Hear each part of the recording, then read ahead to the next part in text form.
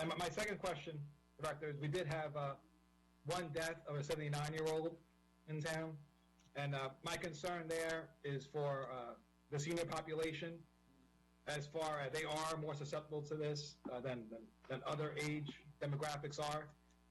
And how are we going to handle an issue where we prevent a rapid spread of the virus throughout a senior building or another domicile where seniors may be living? Because I think we want to try and mitigate that possibility as much as possible, as far as having a spread of a more susceptible population in town. How will we handle that going forward? We don't want to see a Washington State situation happen in one of our buildings in town. So how can we work better with those management companies to try and prevent a spread throughout those types of properties? Yeah, I think the measures that we took early on that were very proactive in communicating not only with our multi-service center, and we were first ones to discontinue any operations at the multi-service center on March 13th, way ahead of everyone. And again, just watching what was going on across the country, the research was there that our seniors are most vulnerable. So we immediately stopped that, and in conjunction with the Director Recco, we made sure that they closed all their community centers, and also the private senior centers did that as well. And from my understanding, in order to prevent that, they cannot be congregating. I have also spoken to a lot of seniors, and I've told them, don't go to ShopRite. Have someone shop for you. You don't want to put yourself at risk. So the most important thing, and the message that we're trying to get out there, is again to make sure that we get you the food. You stay self-isolated. You cannot, unfortunately, you should not be out where in the ShopRite where there's still a lot of people in that facility. Council President? Yes. So, Leo, we've had this conversation before, and I appreciate all the proactive things that we've done. I think we're asking a different question, which is when something does happen, and not an if, but a when. Let's say the building that the 79-year-old lives in, 3 other seniors in that building become infected. What is the plan at that point to address a potential rapid, outbreak across the most vulnerable population? Do we have an evacuation plan? Do we have a lockdown plan? Do we have do we need to bring like the National Guard in? Like, what is the plan to keep our seniors safe? We have, 2,000 of them across 15 buildings, high concentrations, and we actually need a plan, not after the fact when it happens, but I feel strongly that we need to have the plan now. We know that there are seniors that are ill in those buildings, and I'm just super concerned that the city is ill prepared for what will happen if it spreads quickly. I'm going to turn it over to Lynette so she can answer that question.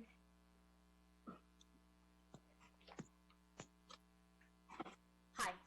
So part of the issues, obviously, is we know that our seniors are a vulnerable population, and part of our responsibility and you as council people is also to make those connections, and we need to really reinsure with our seniors that they do need to limit themselves from the public, but also to reinforce the hand washing. And also, one of the other big factors is really monitoring who is coming in and out of their homes.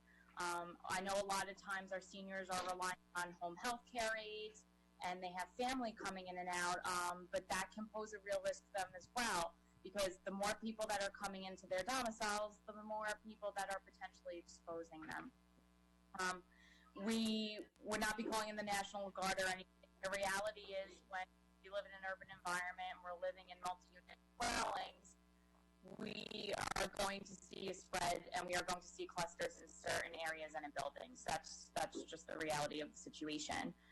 From our standpoint, the sooner I get the notification that somebody tests positive, I am doing all notifications within 24 hours of receiving those cases, as long as I get them.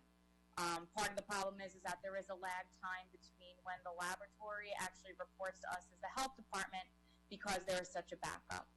But as far as we're concerned, we're doing everything to mitigate as much of the spread as possible.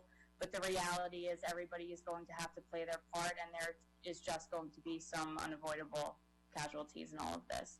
But again, we have to promote hand washing. Anybody who is leaving, it really should only be for things that are absolutely necessary. And again, seniors going out and congregating in community rooms or with neighbors, that can be a really dangerous thing. And that goes for anybody, not just seniors. That goes for our general population, especially those that have any underlying medical conditions. So, if I can respond to that, that basically says that our seniors are no different than anyone else that lives in high rises, that it's incumbent on them to self-monitor, even though they're higher risk.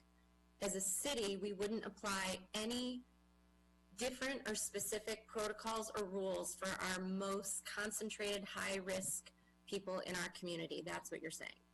Well, there are some other things we're doing. We have been working with some of their management companies to put more cleaning and to use sanitizers more frequently in those buildings. As far as going into people's homes and locations, that's not really our place at this point. But would we ever consider, like, go ahead, sorry. Sorry, no, Tiffany, these are other things that we're waiting on guidance from HUD. We've reached out to our HUD administrator on some of these, some of the buildings that you're referring to as to what the protocols are from there. We're also looking for guidance from OEM, from the county OEM, from state OEM as to kind of, is there a specific protocol and what they would like us to do in these situations? So I understand your question. The answer, I think, from Leo and Lynette right now is a lot of the precautionary measures are in place, and we're awaiting guidance on if and when that does happen, what we're supposed to do and how we're supposed to handle it. Are you guys talking to the Department of Health? That's a Leo Lynette question.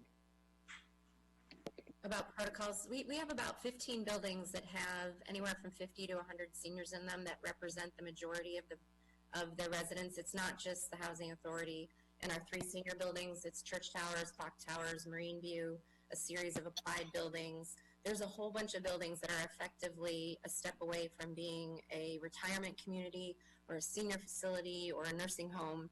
And our concern is when it spreads to that population, that there's, a 10% chance they don't live through it, whereas that's not the statistics for the rest of them. And it feels like we as a city should be having a plan, whether it's a quarantine plan, whether it's bringing some additional, like I said National Guard, but whatever additional resources, if we can't use our own CERT, fire, and police to, monitor these buildings and make sure that these residents aren't coming into, aren't coming into the lobbies, aren't congregating. And a lot of them are not English speakers as well. And they don't get the emails from the mayor. They don't, they're not as accessible as the rest of our population. And as a city council and part of the governing body, I don't feel the city is doing enough to address what is potentially a giant risk. And if we do more and we never have to use it, that's awesome. If we do nothing and 20 seniors die under our watch, that can't happen. So I hope you're making all the calls like as urgently as possible. Like one thing we want to look into is moving seniors. I'm sorry, Ruben. Can Phil go? Phil's been sitting there very patiently. Councilman Cohen? Thank you, Council President. I actually raised my hand, and I appreciate it. So did I, Phil. I know. So 2 things. First is that Director Pellegrini mentioned that seniors going to ShopRite may not be such a good idea. I've been in communication with Trader Joe's. Trader Joe's instituted this week an early hour from 8 o'clock to 9 o'clock every day, 7 days a week, exclusively for seniors. They're also limiting occupancy to 50 people in the entire supermarket, which is different from ShopRite. So previously, the hour was from 9 to 10, and it was not exclusively for seniors.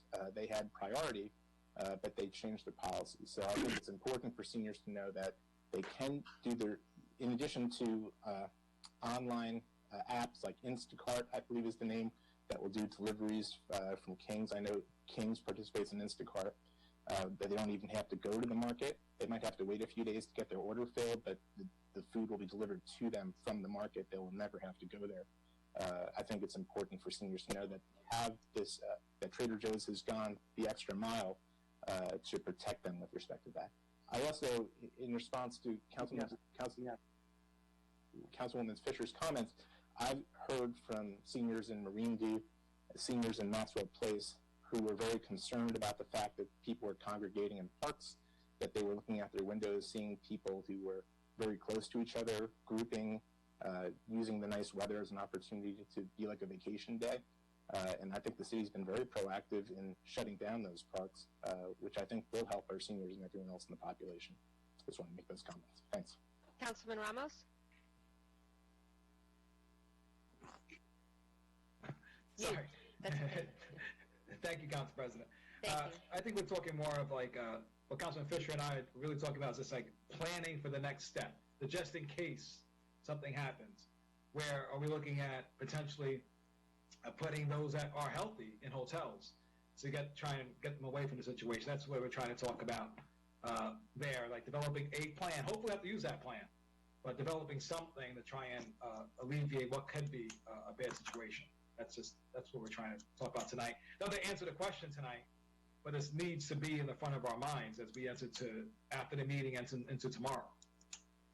I honestly think that applies to everything too, right? Like, so being as proactive as we can, and I think we have been to a great extent, but it's a great point to bring up because my building especially, right, there's a ton of seniors in there, the building next door, a ton of seniors in there. So it's something that I think we need to be aware of, and as Councilman Ramos said, we're not expecting an answer right now, but if we could think about it and see what the protocol might be if we need to institute something, it's good to have that on paper so we know exactly where we're going if in fact we need it. So I think that's the general comment from everybody to make sure that we have that in place. Thank you, Councilman Russo. Council President? Yes, Councilman DeFusco? Thank you so much. To my colleagues, thank you for bringing up those important issues. I think that everybody's doing a fantastic job, but we can't stop doing a fantastic job. So finding solutions and asking questions is only going to make everybody's lives healthier and safer. So thank you for pursuing that, council folks. Director, a couple questions that I have that have come up to me. Social distancing. Obviously, the mayor's mandates are clear. They've been well covered. I don't think that there's a resident that is unaware of them. What we're seeing in ShopRite, what we're seeing along the waterfront, what we're seeing in restaurants is a lack